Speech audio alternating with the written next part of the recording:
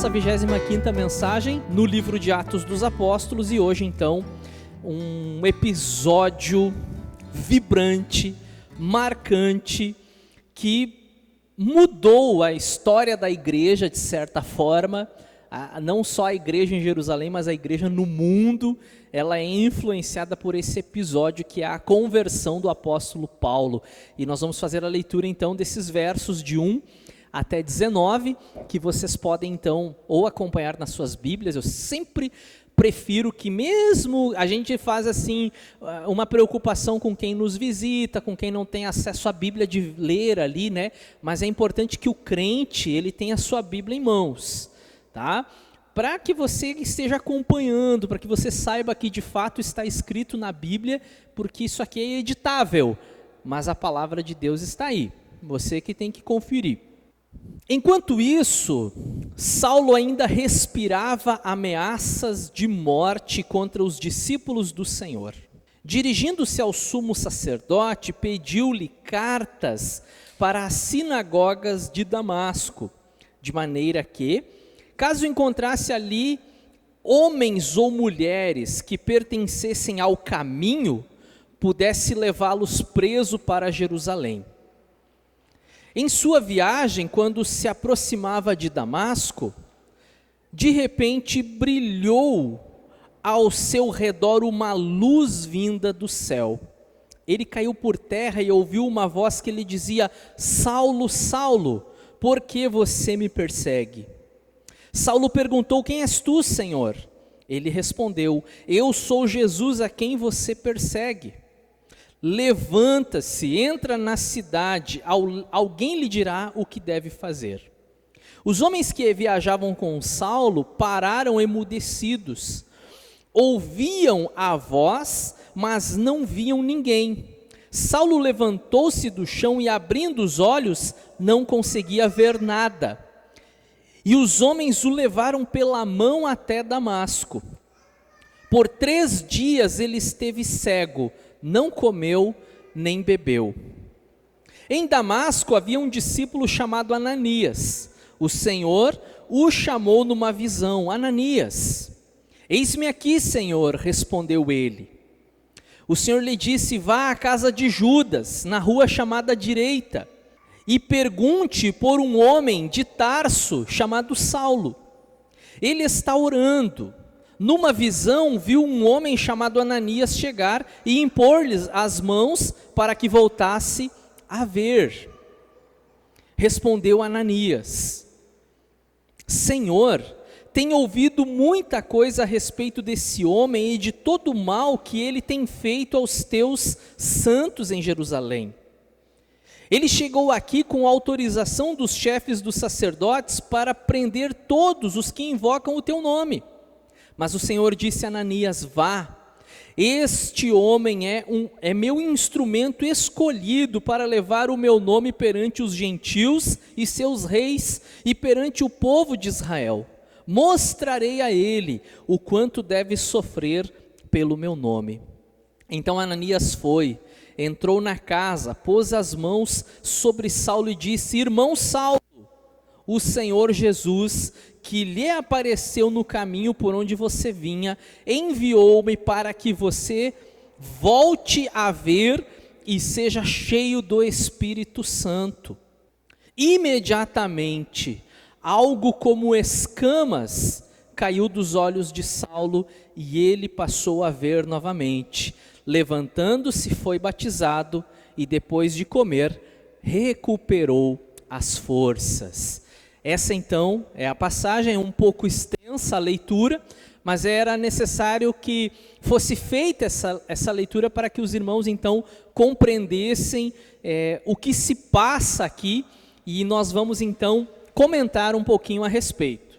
Vocês vão lembrar, irmãos, que alguns dias atrás sim, mas ainda no ano passado, eu falava para vocês a respeito de Estevão, um irmão cheio do Espírito Santo, que a congregação de Jerusalém indica para que seja um dos diáconos da igreja, aqueles que iriam atender às necessidades dos irmãos, menos favorecidos. E Estevão, por ser, como o próprio texto diz, muito bem enfatizado por Lucas, um homem cheio do Espírito Santo, não apenas distribuía donativos e servia mesas, mas também tinha autoridade no Espírito Santo para pregar, para anunciar, para discutir, discorrer com os judeus a respeito da ressurreição de Jesus. E ele pregou com muita autoridade, com muita intrepidez, a ponto dos homens ficarem enfurecidos, cerrarem os seus dentes e arremeterem contra Estevão, o pegarem, o arrastarem para o lado de fora da cidade, como fizeram muitas vezes aos profetas, e apedrejaram Estevão, e Estevão morreu. É o primeiro mártir da igreja, obviamente sem considerar o próprio Cristo, primeiro mártir da igreja. E na ocasião, quem que estava ali consentindo com a morte de Estevão? Um homem que tem um nome hebraico chamado Saulo, que é um homem que tem dupla cidadania. No decorrer da carta agora nós vamos verificar isso, que também é um homem que tem cidadania romana e que tem um nome latino, e o nome dele em latim é Paulus, traduzido para nós como Paulo. Então ele é Saulo em hebraico. Agora há pouco eu estava falando do rei Saul, é o mesmo nome, Saulo e Saul. Então ele tem o nome do rei Saul, o primeiro rei de Israel, é o seu nome hebraico, e o seu nome então romano é Paulo. Esse homem, depois nós vamos ouvir um pouquinho a respeito dele, ele está enfurecido. E o capítulo 9 começa dizendo o seguinte, que enquanto isso, enquanto a igreja, para a gente entender até onde nós fomos, enquanto a igreja havia se espalhado, a igreja estava dispersa por todas as cidades, vilarejos, e o evangelho a essa altura já chegou em Damasco, capital da Síria, um pouco mais ao norte da Galileia, se você olhar no seu mapa, que provavelmente tem no final da sua Bíblia. Então, lá em Damasco, a Bíblia não conta como que o evangelho chegou em Damasco, você percebe isso? Não conta. Mas quando Saulo pede autorização para o sumo sacerdote, ele quer buscar pessoas que professam o nome de Jesus onde? Em Damasco, capital da Síria. Quer dizer que já tinha cristão lá, já tinha discípulo de Jesus lá. Tanto que tem um personagem que é mencionado aqui, que é o homem que Deus manda orar por Paulo, Ananias, que não tem nada a ver com Ananias lá do capítulo 5, esposo da Safira, que já é falecido. Acontece muito de terem pessoas com o mesmo nome, por isso a gente precisa ter muita atenção na leitura bíblica. Eu quero mostrar algo para vocês então, a caminho de Damasco. Essa expressão a caminho de Damasco, ela se tornou ao longo dos 2000 anos de história da igreja sinônimo de conversão. Todos nós, aqueles que tiveram uma experiência com Jesus de conversão, de certa forma, em algum momento da sua vida se sentiram a caminho de Damasco, na estrada de Damasco, na chegada, na entrada da cidade. Ele estava quase chegando lá, faltava pouco para ele chegar lá, tanto que logo em seguida eles entram na cidade, ele agora cego, e os seus companheiros que viram a luz, mas não ouviram nada, pelo menos aqui nesse registro. E a conversão de Paulo, ela é registrada 3 vezes por Lucas. Capítulo 9, capítulo 22 e depois no capítulo 26 ou 27. 3 vezes essa mesma história é contada. Aqui sendo contada por Lucas e depois contada por Paulo em primeira pessoa. Então está a caminho de Damasco e ali nós vamos então falar sobre a conversão do apóstolo Paulo. Que para muitos essa é a conversão mais impactante da história. A conversão não são palavras minhas, tá? Você pode sair daqui dizendo, o pastor Igor disse que. Não, eu estou dizendo para vocês que muitos comentaristas, estudiosos, e isso pode até ser discordado, ok, mas muitos dizem que essa foi a conversão mais impactante da história. Paulo vai de perseguidor da igreja, como você viu, ele estava perseguindo os cristãos, para perseguido por causa do nome de Jesus. Ele sentiu na própria pele, e isso foi uma promessa do próprio texto aqui, que se cumpre na vida dele. Quando o Senhor fala com Ananias, instruindo Ananias para ir até a casa de Judas, isso lá em Damasco, ir na casa de Judas, na rua chamada direita, deu o endereço certinho. Na casa de Judas, na rua chamada direita, você vai encontrar um homem, que ele é de Tarso, é natural de Tarso, na Cilícia. O nome dele é Saulo. Aí Ananias, mas Senhor, esse homem não, esse homem é um demônio, esse homem está devastando a tua igreja, Senhor. Esse homem está arrastando pessoas pelas ruas, lançando nas prisões, e nós ouvimos dizer que esse homem chegou aqui com um documento, com uma autorização do sumo sacerdote em Jerusalém, para prender todos aqueles que professam o teu nome. E vocês vão ler ali, nessa época da história, ainda não se fala em cristianismo, não se tem a palavra cristianismo na Bíblia, você não ouve, você não lê essa palavra. Como que os irmãos, aqueles que compunham a igreja, os discípulos de Jesus, muitas vezes eram chamados os do caminho. Quando você estiver lendo na sua Bíblia, aparece assim, aqueles que eram do caminho, está se referindo à igreja, aos salvos, aos discípulos de Jesus, os cristãos, os crentes em Deus. E aí Ananias faz o seu protesto contra Deus. Senhor, esse não, esse está perseguindo todos aqueles que são do caminho, que professam o teu nome. E aí o Senhor diz para ele assim, esse para mim, ele é escolhido. É um instrumento que eu escolhi, que eu separei. Ele vai fazer muita coisa para mim, ele vai pregar a minha palavra, ele vai testemunhar diante dos gentios e diante dos seus reis, mas ele também vai descobrir o que é sofrer pelo meu nome. Olha que interessante, né? Ele que perseguia, ele passa a ser perseguido, e é o que vocês vão ler comigo nas próximas páginas do livro de Atos. Daqui um pouquinho, ainda não, daqui um pouquinho, nós estamos no capítulo 9, tem o 10, o 11, o 12, do 13 em diante, Paulo aparece ainda ali nos capítulos 11, 12, mas do 13 em diante, basicamente, está centrado no ministério que Deus deu a Paulo. Você não vê mais as obras de Pedro, de Tiago, dos demais apóstolos, os empreendimentos ministeriais, os projetos missionários. A partir de agora, daqui para frente, o foco está na vida do apóstolo Paulo. E ele é, depois de Jesus, sem dúvida, o personagem mais estudado no Novo Testamento. O personagem que mais, um escritor que eu estava lendo essa semana, N.T. Wright, ele diz que não tem tanto trabalho acadêmico, monografias, teses e etc., sobre Platão, sobre Sócrates, sobre Aristóteles, como tem sobre o apóstolo Paulo.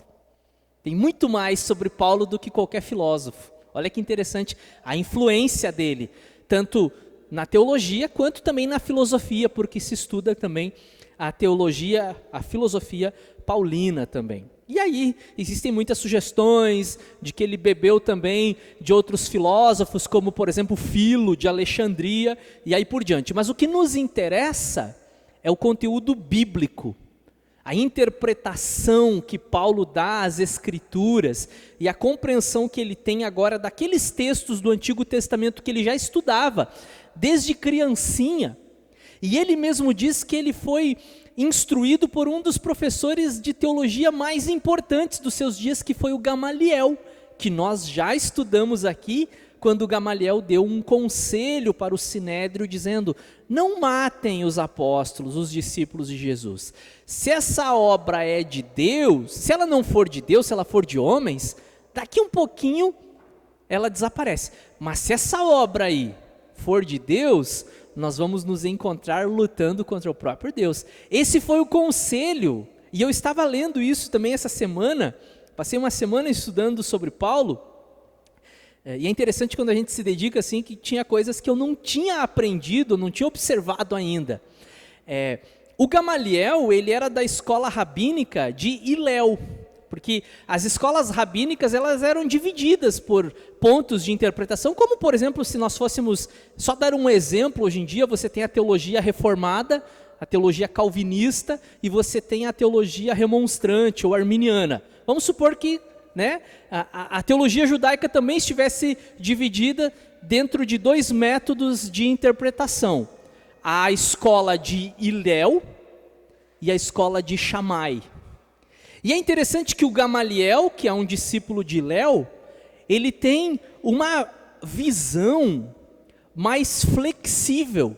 Olha, deixe eles viver, não matem essa gente.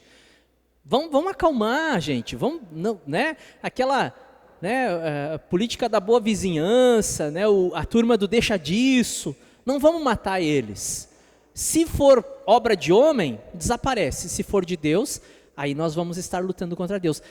Mas Paulo parece estar muito mais influenciado nesse aspecto pela escola de interpretação de Shammai, que era mais radical, que diz que aqueles que configuram, tem uma palavra hebraica para isso que eu acabei esquecendo, aqueles que configuram os gentios que vêm para invadir a nossa nação, que vêm trazer a sua profanação, como aconteceu nos dias dos Macabeus, por exemplo, e tantos outros episódios que eles sofreram no Antigo Testamento por conta da sua desobediência.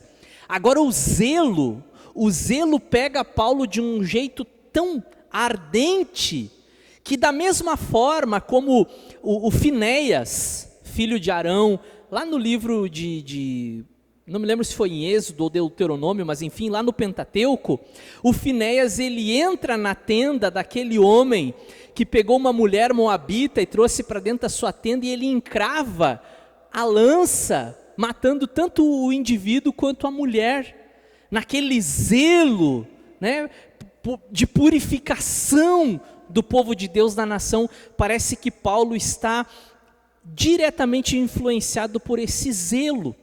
E por conta disso, ele acha que fazendo o que ele está fazendo, perseguindo, matando, batendo, prendendo, está fazendo para o próprio Deus. E é sobre isso que nós vamos falar agora. Pode passar?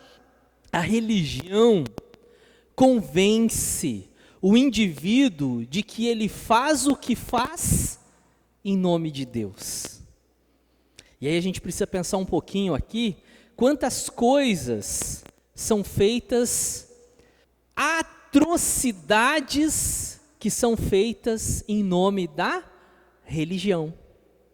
Em nome da religião eu posso colocar aqui uma bomba na minha barriga, debaixo da minha roupa, eu posso entrar num teatro, num cinema, e eu posso matar todo mundo, porque aquelas pessoas são impuras e são indignas de viver. E nós precisamos limpar isso aqui, precisamos tirar essa gente daqui e fazer o que tiver que ser feito, seja lá o que for. A religião, ela tem esse poder de convencer as pessoas que elas podem fazer o mal servindo a Deus dessa maneira. E Paulo, ele está alimentado e com o seu coração fomentado com esse sentimento, com esse espírito. E eu não vou dizer para vocês que a sua perspectiva ela não fosse legítima e não fosse sincera, porque o que acontece com ele, espiritualmente falando, ele está cego.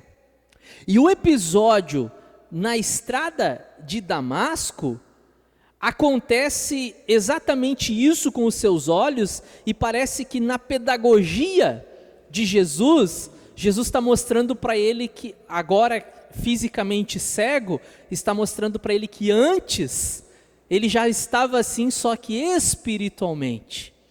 Ele estava lendo as Escrituras, mas não estava enxergando de fato o Deus da Bíblia dentro da Bíblia. Ele estava enxergando o radicalismo, Ele estava enxergando o estilo de vida judaico dos seus dias, dos seus antepassados e dos seus dias, e tributando a Deus o seu serviço de louvor. Na cabeça de Paulo, quando ele pegava alguém pelo pescoço e esganava essa pessoa que professava um Cristo ressurreto, ele estava fazendo para Deus: ó Deus, é para ti, Jesus. Quando arrastava pessoas na rua, e essas pessoas se feriam, sangravam, quando um monturo de pedras encobriu o corpo de Estevão, a consciência de Saulo não fica pesada, porque ele entende: Deus, eu estou fazendo uma coisa boa para ti. Olha Deus, olha que maravilha, matei mais um daqueles que estão deturpando a tua palavra, daqueles que estão falando mal do templo, mal da nossa nação, que essa foi a acusação que os líderes judaicos fizeram contra Jesus, e depois as mesmas acusações contra Estevão. Olha Deus, né?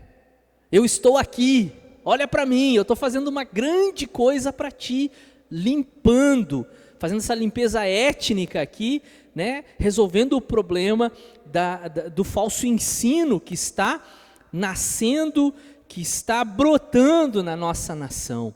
E eu quero que vocês olhem esse versículo aqui, que é o próprio apóstolo Paulo, é ele mesmo quem está testemunhando, quando ele escreve aos Gálatas a respeito da vida que ele levava no judaísmo. E ele dizia assim: vocês ouviram qual foi o meu procedimento no judaísmo, como perseguia com violência a igreja de Deus, procurando destruí-la. Então, o objetivo de Paulo era destruir a igreja. No judaísmo, eu superava a maioria dos judeus da minha idade. Eu acho que ele tinha aí cerca de uns 30, tá, irmãos? Cerca de uns 30 é o que dizem os estudiosos. Eu superava a maioria dos judeus da minha idade e era extremamente zeloso das tradições dos meus antepassados. Mas Deus me separou desde o ventre materno e me chamou por sua graça, quando lhe agradou revelar o seu Filho em mim, para que eu anunciasse entre os gentios. E aí ele continua, depois tem até uma parte muito bonita: e agora ouvem dizer aquele que tentava matar a fé, agora está pregando em nome de Jesus, né? Mais ou menos assim. Tá? Então, era um zelo que ele tinha dentro da sua consciência religiosa. Dentro da sua consciência religiosa, ele achava que ele estava fazendo uma grande coisa. E é por isso que nós precisamos tomar o cuidado, irmãos, de não nos tornarmos religiosos. Aí você pensa: puxa, eu venho na igreja, né, porque fala sobre Cristo, sobre Deus, a espiritualidade, a religião, e aí eu chego aqui e escuto o pastor dizendo que eu não posso ser religioso, né? Você tem uma religião, quando você preenche lá um formulário, pergunta religião, né? Você disse, você tem: eu sou cristão, eu sou espírita, eu sou católico, eu sou budista, eu sou judeu, ou sou ateu, enfim, né? Então, a religião, ela faz parte da nossa vida, mas quando a gente fala para tomar o cuidado de não ser religioso, é justamente esse tipo de coisa aqui, né?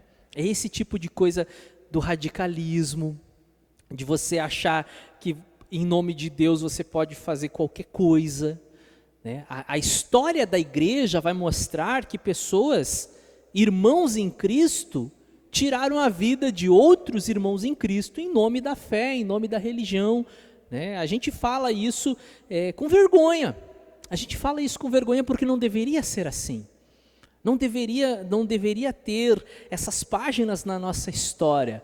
Mas quando a religião fala mais alto do que o amor a Cristo e amor ao próximo, aí o ser humano que quer, de alguma forma, exercer autoridade sobre o outro, exercer domínio sobre o outro, se ele não pode de um jeito, ele acaba fazendo de outro.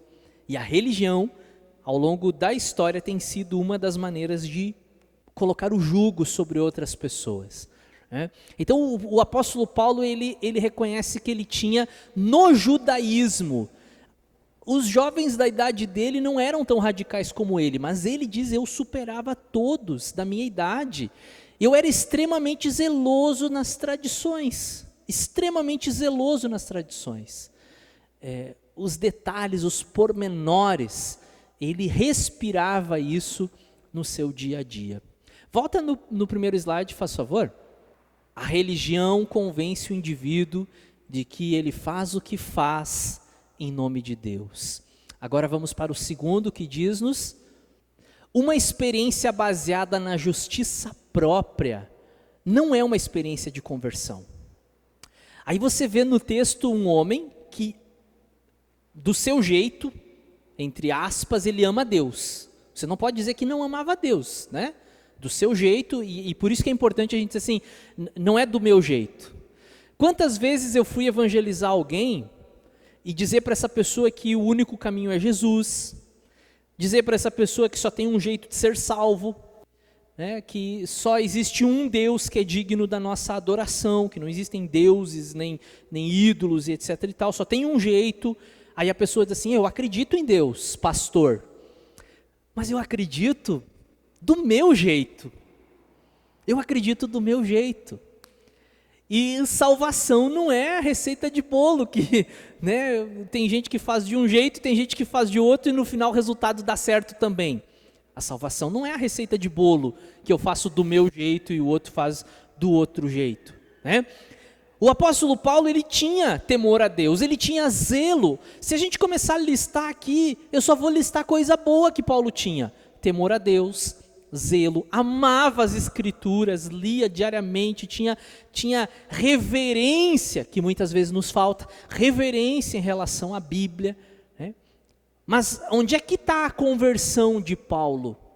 Um homem que durante, praticamente, se as pesquisas estiverem certas, praticamente durante 30 anos viveu apegado a tudo aquilo, ensinamentos dos mestres, né, das escolas rabínicas, escrituras, todo sábado na sinagoga, frequentemente no templo, oferecendo sacrifícios, aquele zelo por tudo. Mas no fundo,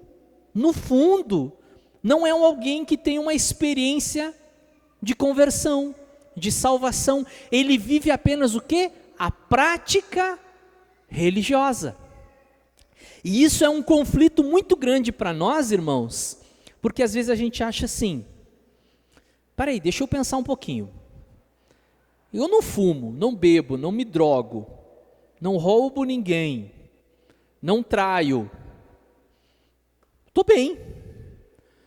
Eu nem preciso ir na igreja, pastor. Por que eu vou ir na igreja, pastor? Sou honesto.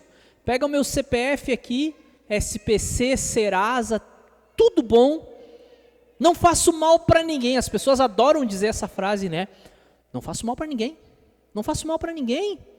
Eu estou aqui, eu levo a minha vida, né? De vez em quando até, acreditem, eu até dou uma moeda no semáforo, né? De vez em quando até ajudo alguém. Eu tenho uns parentes aí que estão precisando, eu ajudo.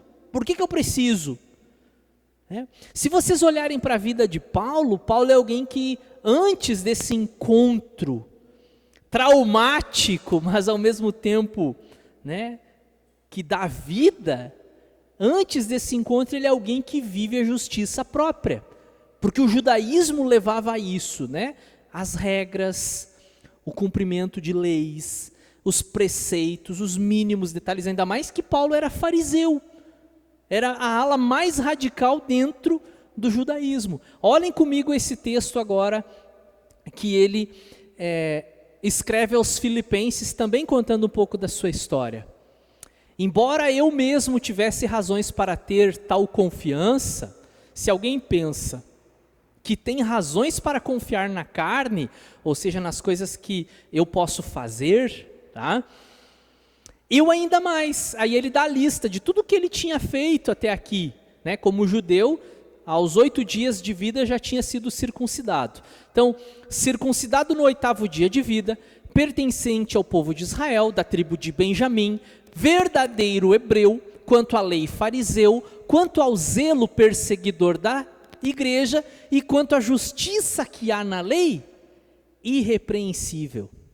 Então o Paulo era alguém que, se você convivesse com ele naqueles dias, se aqui nos escritos lá dos fariseus, dos rabinos, dissesse assim, que tem que lavar as mãos 7 vezes antes de uma refeição, que eles eram muito apegados a essas coisas, se você convivesse com o Paulo, você ia ver o Paulo lá na pia lavando a mão 7 vezes.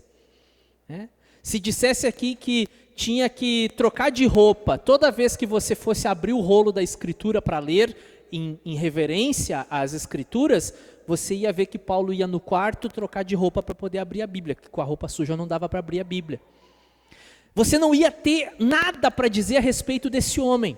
Se dizia aqui que no sábado só podia caminhar 1 quilômetro, você podia pegar uma fita métrica e acompanhar os passos de Paulo, não passaria de 1 quilômetro. Esse homem não ultrapassaria 1 quilômetro no sábado, porque era o máximo que se podia caminhar. Se você convivesse com Paulo, você ia ver uma pessoa que faz tudo o que as leis da sua nação, porque as leis da sua nação, elas não são civis e religiosas, era tudo uma coisa só. Você ia ver um homem que não descumpria nada das suas leis. Mas isso é justiça própria. É você olhar para você no espelho e dizer, eu sou bom, eu não faço mal para ninguém, eu vou na igreja, todo domingo eu dou dízimo, eu dou uma cesta básica, então por isso, eu devo ser salvo, porque eu faço tudo de bom, e eu não pratico o mal para ninguém. Ele diz ali que na justiça que há na lei, ele era irrepreensível. Aí ele diz o seguinte, mas o que para mim era lucro, porque ele se vangloriava dessas coisas. E como nós gostamos de nos vangloriar das coisas que fazemos, né?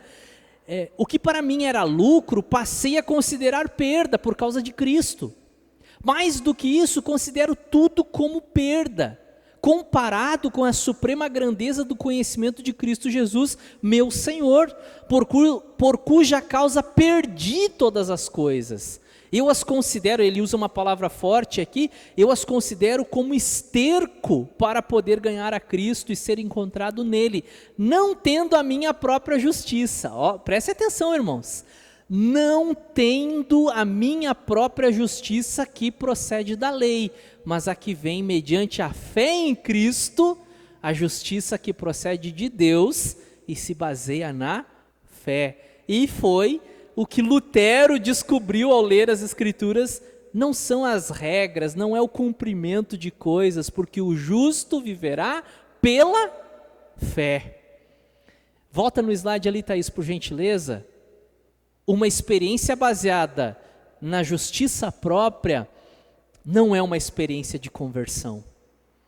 E aí, meus irmãos e amigos, quando ele chega diante de Jesus, Jesus se apresenta para ele, aquela luz que deixa ele cego, ele não consegue tirar a famosa carta da manga, dizer, poxa Jesus, mas eu sou um homem bom, porque Jesus já chega botando o dedo na ferida, Saulo, Saulo, por que você me persegue, Saulo? E quem és tu, Senhor? Ele não conhecia aquele Deus a quem ele achava que estava servindo. Eu sou o Jesus a quem tu persegue. E quando que Saulo estava perseguindo Jesus? Quando ele perseguia a igreja. Então isso também nos faz pensar o seguinte, irmãos. Todas as vezes que os homens ao longo dos anos, séculos, 2 milênios, se levantam contra a igreja de Jesus, eles estão se levantando contra o próprio Jesus. Isso é uma coisa que precisa ficar muito clara para nós e que essas pessoas tenham consciência disso também. Vamos para o último, e aí sim, irmãos, aí sim, Deus pode fazer o que quiser, com quem Ele quiser e quando Ele quiser. Aquela música que nós tocamos durante o nosso louvor, eu pedi para a Bárbara conduzir a música hoje e que ela pudesse também sugerir as músicas, ela acabou escolhendo aquela música, Tu és soberano. E fechou exatamente com isso que nós estamos agora meditando, a soberania de Deus, um Deus que é soberano. Eu quero que você pense em uma pessoa ruim. Não vale sogra, tá? Por favor, eu estou falando, né, ao longo dos anos, né, pessoas ruins, né, Hitler, por exemplo, e tantos outros personagens que oprimiram pessoas.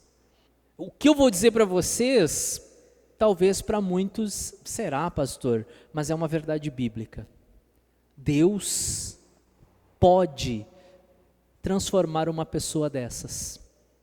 Deus pode. Ah, mas por que então Hitler não foi convertido pelo Evangelho?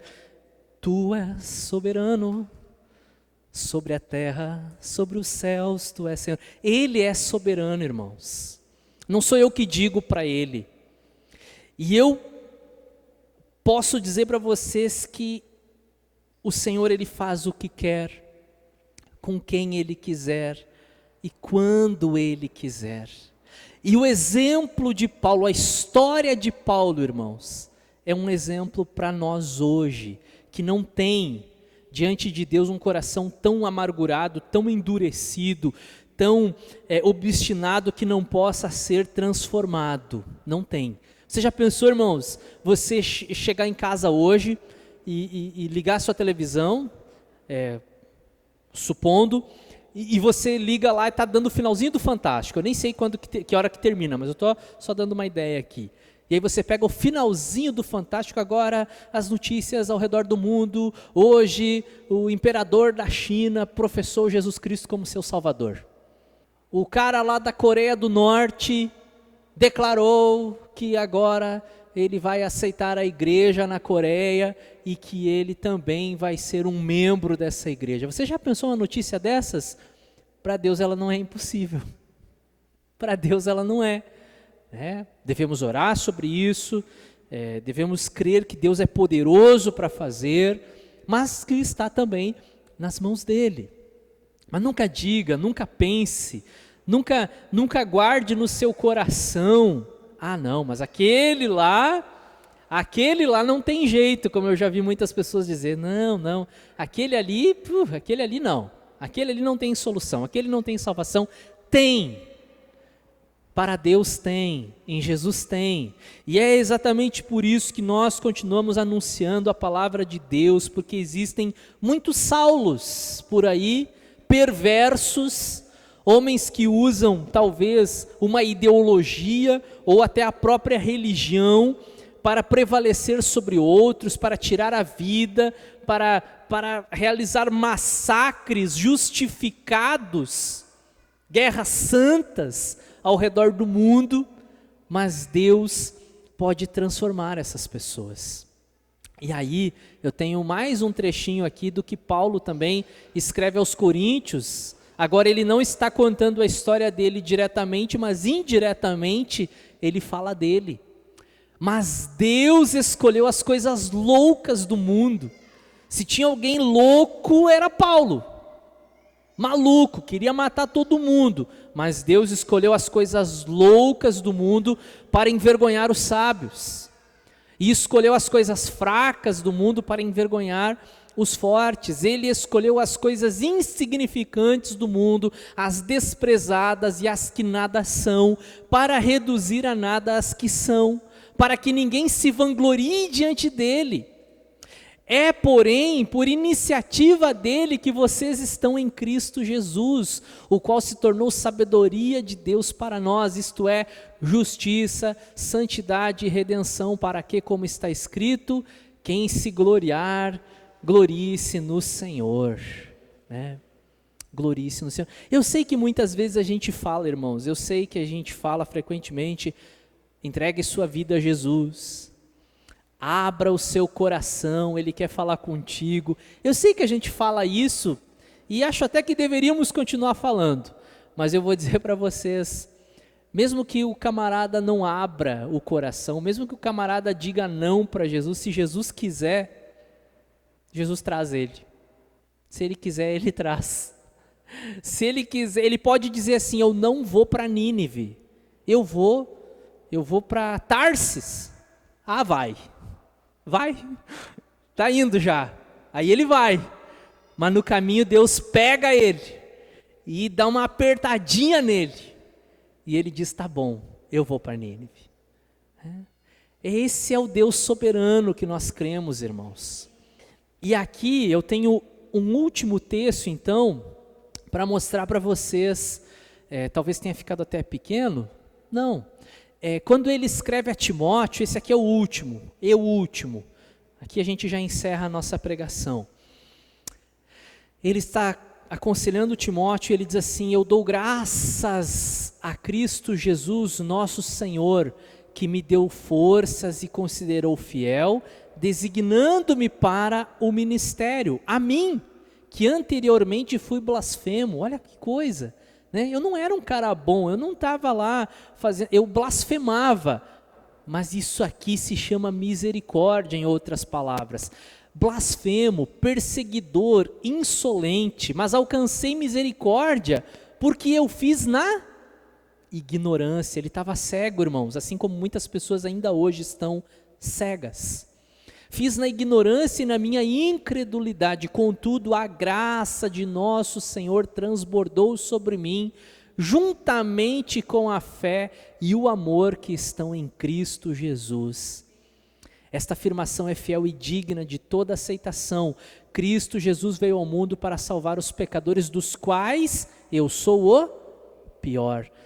Uma pausa rápida aqui, vocês lembram que eu estava falando agora há pouco, quando a pessoa, ela está apegada na justiça própria? Eu não preciso, pastor, eu não preciso. Agora você vê aqui as palavras de alguém que foi encontrado com Jesus, eu era o pior de todos. Não sei se é exagero da parte dele, se é uma hipérbole aqui, mas o fato é que ele não tá, é importante a gente não se comparar com os outros, né? Porque se eu me comparar com os outros, irmãos, eu sei que eu sou ruim, eu sei que eu sou carne de pescoço, mas tem gente pior que eu. É o que a gente sempre se alegra, né? Não, eu sou ruim, mas tem gente pior que eu. Paulo não está se comparando com ninguém, é ele e Deus. E diante de Deus, eu estou perdido, como disse Isaías. Eu sou o pior de todos os pecadores. Mas por isso mesmo alcancei misericórdia para que em mim, o pior dos pecadores, Cristo Jesus demonstrasse toda a grandeza da sua paciência, usando-me como um exemplo para aqueles que nele haveriam de crer para a vida eterna. E aí ele termina com essas palavras de louvor, e eu convido vocês a ficarem em pé, para nós encerrarmos aqui. Ao Rei eterno, ao Deus único, imortal e invisível, seja a glória para todos sempre. Amém. Amém, irmãos. Há um milagre registrado na Bíblia, irmãos. Não é o milagre do paralítico que andou, esse também é legal. Não é o milagre do que estava cego e passou a enxergar na entrada de Jericó, esse também é legal. Não é o milagre daquela mulher que tinha um problema de saúde, uma hemorragia, tocou em Jesus, também é um milagre interessante. Mas o milagre de um coração distante, fechado, que se volta para Deus, irmãos, é o que nós vimos hoje aqui. Eu quero convidar os irmãos da música para passarem aqui. A gente vai arriscar uma música nova aqui, para nos lembrarmos. Eles riram de mim quando eu sugeri essa música aqui, para nos lembrarmos. A Igreja Batista Independente, ela acredita em milagre? Claro que acredita. A gente ora aqui, muitas vezes oramos por irmãos que estavam enfermos, pessoas que estavam doentes, melhoraram. Ah, pastor, mas teve pessoas que não melhoraram. Sim, porque Deus é soberano, como a gente cantava. A gente não manda em Deus, a gente não decide o que Deus vai fazer. Nós cremos em milagre, sim, mas eu queria que você entendesse nessa noite que o maior milagre é uma pessoa que não queria saber de Deus. O maior milagre era uma pessoa que virava suas costas para Deus. É uma pessoa que blasfemava, era uma pessoa que até fazia mal contra os cristãos, que debochava dos crentes, que falava mal lá do seu vizinho que era crente. Eu fazia isso. Eu tinha vizinho crente, eu ria deles, porque eles iam para a igreja, né? E como diz a música, hoje eu estou aqui. E hoje nós estamos aqui. Se você está em Jesus, então você é um milagre. Se você está em Jesus, você é um milagre. Talvez, mas eu ainda não estou em Jesus. Mas Ele pode fazer esse milagre também na tua vida, daquela pessoa que você tem orado. E eu quero te trazer uma palavra de encorajamento. Se você tem orado pela conversão de alguém, não pare. Não pare. O Wayne Grudem, que é um escritor que eu gosto muito, ele diz assim: se oramos pouco, é porque talvez acreditemos que Deus possa fazer pouco. Então eu quero acreditar que Deus pode fazer muito, então eu tenho que orar muito.